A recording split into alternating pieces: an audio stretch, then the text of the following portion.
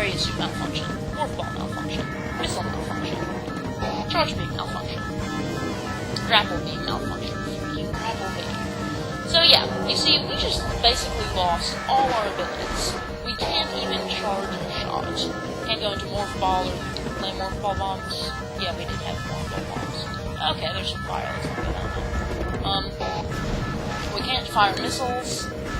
All we can do is run around, jump, fire regular shots, and we can still use the spam button. Spam button. Maybe I should start calling it that because of how OCD I am about it. Like I'm always on the spam button. The scan visor. Scan visor, not spam visor. It is not made by Hormone Foods. Oh, anyway, here's some explosions. The awesome music again! Hello, my old rival. Meet again.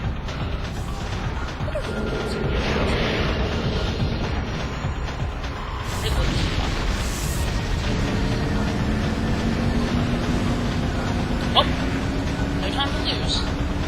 Let's go chase after him by flying off to the side. And how does he survive in space? I mean, I get that. Okay, tracking on enemy target has been lost. Ground-based recon required, because that will totally help us find a flying target. Begin landing sequence. And it's raining. But seriously, okay, I can accept that his armor protects him from being in space. That he doesn't just, like, freeze to death or explode or something in space. But he can't breathe in space. Maybe he has, like, oxygen reserves or something. Well, or whatever chemical they breathe on whatever planet Ridley is from. Ridley really never has a backstory in the Metroid games. He's there pretty much from the beginning. I mean, he participated in the destruction of the colony where Samus was born. So, he's an old man. No, not really. Samus is pretty young. And here we're going to save. So, we've landed in an area that I have to say I really like. Talon Overworld is beautiful. Plain and simple. It's pretty. It has nice atmospheric music, lots of greenery and water. We can jump around in here. Doesn't really accomplish anything at all, but there's some fish we can shoot at. Also to no avail. And I mean, I guess the raining clouds are a little dreary, but I think it's really nice. I don't know. Maybe I'm just being way too nerdy and weird with saying an area in a video game is beautiful, but an area in the video game can be beautiful. I'm sorry. Okay, your own ship is a research entry, so good idea to scan that, especially if you're interested in getting 100% scans. Which I've already explained my policy on scans here. And you can come back to it and step on top of it, and it acts as a save station and also replenishes your missiles, your ammunition. Missiles, and there's another weapon that uses ammunition we'll get later on. Which, the in-game map actually basically spoils what some of the weapons in the game are, which is kind of irritating, but I'm trying not to spoil what the power-ups are later on. Morphology, beetle, burrowing insect, throws in the characters, extremely aggressive, insect's massive mouth, and able to solid rock at high speeds. Above ground, beetles can cover short distances rapidly. They attack anything that moves near their lair. Okay, this is just a pretty basic early game. It's not really much of a threat. Doing mushrooms!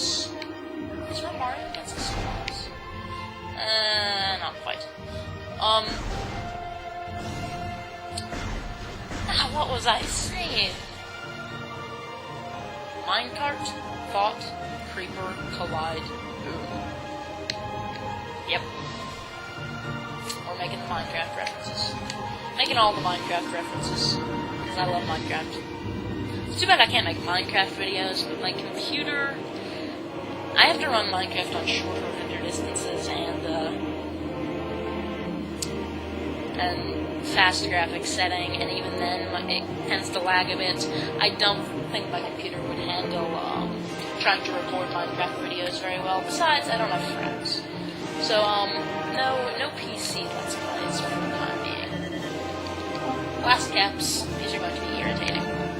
They're exploding mushrooms. What else do you need to know, really? Zoomers are enemies that have been in the Metroid games since the very first one. Oh yeah, this is something we can scan as well. This is Sack, which is a plant that explodes fire if you shoot it, but it'll sometimes drop power-ups. Here's another enemy. This is a gamer. You don't see these too much. You only see these in the Talon overworld, and there's only a few of them there. They're not really that important, but basically they're tougher versions of Zoomers, and we can't actually hurt them now. We can hurt them once we get the missiles back. We can destroy them with explosives. Am I going the right way? I'm totally going the wrong way. Isn't that funny? But I'm gonna keep going the wrong way, because the right way can go down. I don't know. Here's a couple other scans. Tangleweed. Basically, all they do is slow you down. They can't damage you. Whoa, hello. Well, this thing that we just killed practically by accident is a bloodflower, which is a kind of odd enemy that, apparently has 3 brains, even though it's a plant. Plants don't normally have brains. Yeah, you only encounter these in the Talon overworld. They're really not that significant, but they shoot poisonous things at you, which you can reflect back at them to kill them instantly, because they're somehow vulnerable to their own toxin. We can't get through here. This is a blast shield on the door, which requires a missile to get through. I can just walk by here. Yeah, Tangleweed only slows you down. It's not a threat at all. Bloodflowers aren't too dangerous either. Because you can auto-target their, I mean, the targeting, if you're targeting the bloodflower and it shoots one of the little globules, the targeting will automatically shift to that thing, and you just shoot it once, and it goes back and kills the bloodflower instantly. But you can also go beams. Just killing the Zoomers, go through this tunnel, this oddly man-made tunnel, and yeah, there's an elevator. This is not a totally natural area. Hardly. Chozo Ruins West. I'll probably call this my second episode, I would imagine. So, see you guys next time from the Nuffer Dog.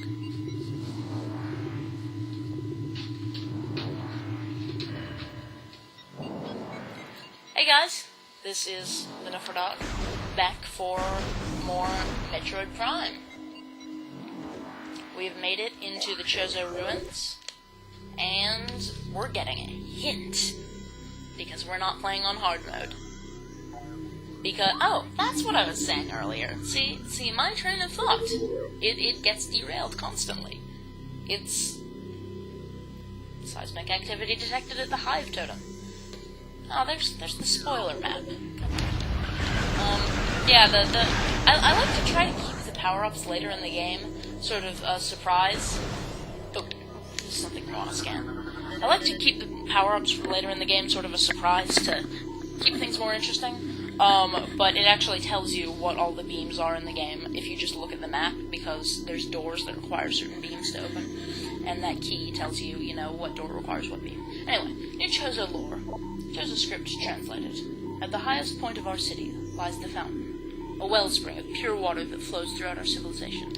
It is the jewel of the Chozo, the life-giver, and yet its waters speak of a clouded future.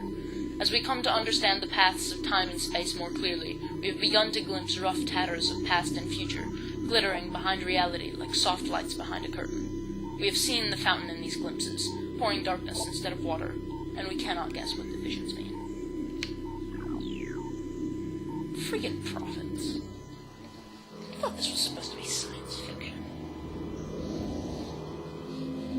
Well, here we are in the main plaza of the Chozo Ruins. The room is literally called the main plaza, and it lives up to that name, because it's pretty much a hub area for all the stuff we'll be doing early on in the Chozo Ruins. And here's a tree, weakened due to cellular decomposition. It's kind of a circular description. cells are weaker because its cells are decomposing.